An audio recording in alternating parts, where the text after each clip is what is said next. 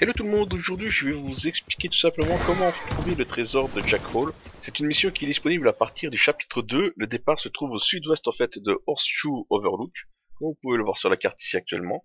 Et une fois que vous arrivez là, vous allez tomber sur un gars qui s'est autoproclamé célèbre explorateur Maximo Cristobal Valdespino. En fait, une fois que vous parlez avec lui, il va vous proposer de vous vendre une carte au trésor. Une fois la carte récupérée, rendez-vous à Caliban Site. Vous pourrez voir l'emplacement sur la carte ici présent. Ce qui nous intéresse, c'est vraiment les deux piliers rocheux qu'on voit juste ici en face. Une fois que vous êtes arrivé, ce que vous allez faire, c'est que vous allez monter sur le plateau à l'est. Vous verrez normalement, une fois que vous montez au-dessus, il devrait y avoir un petit escarpement sur la droite. Vous y allez, vous longez le mur, vous descendez une petite pente et faites bien attention de ne pas tomber parce qu'on peut tomber assez facilement. Si on tombe de là, c'est la mort assurée. Il va falloir faire beaucoup d'essais d'acrobatie pour arriver à la deuxième carte. Mais une fois que vous arriverez plus ou moins ici, là, vous aurez le petit bouton qui apparaît. Vous cliquez et vous aurez accès à la deuxième carte. La deuxième carte va nous mener à la source thermale de Kotoro Springs. C'est directement au nord du Fort Wallace, comme vous pouvez le voir sur la carte. Une fois dans la zone, vous verrez qu'il y a trois grands geysers répartis dans la source.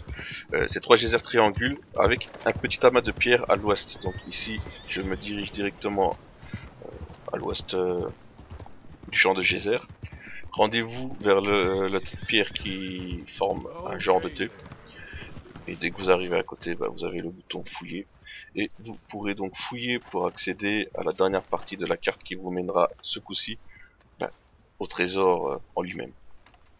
Alors pour la dernière partie de cette chasse au trésor, vous pouvez voir une petite île dans un petit lac. L'emplacement de ce lac est à Oak Creek Run et vous pourrez le voir donc ici sur la carte directement. Une fois arrivé sur place, c'est pas compliqué, vous verrez que l'île est assez visible.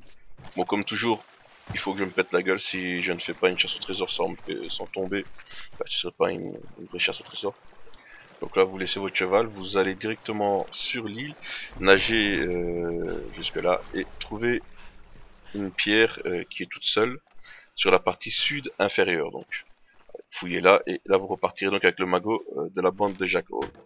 Vous verrez, c'est vraiment pas compliqué de la trouver. Dès que vous arrivez, de toute façon, vous avez le petit bouton qui apparaît. Vous repartez donc avec deux lingots d'or qui peuvent se revendre pour 1000$.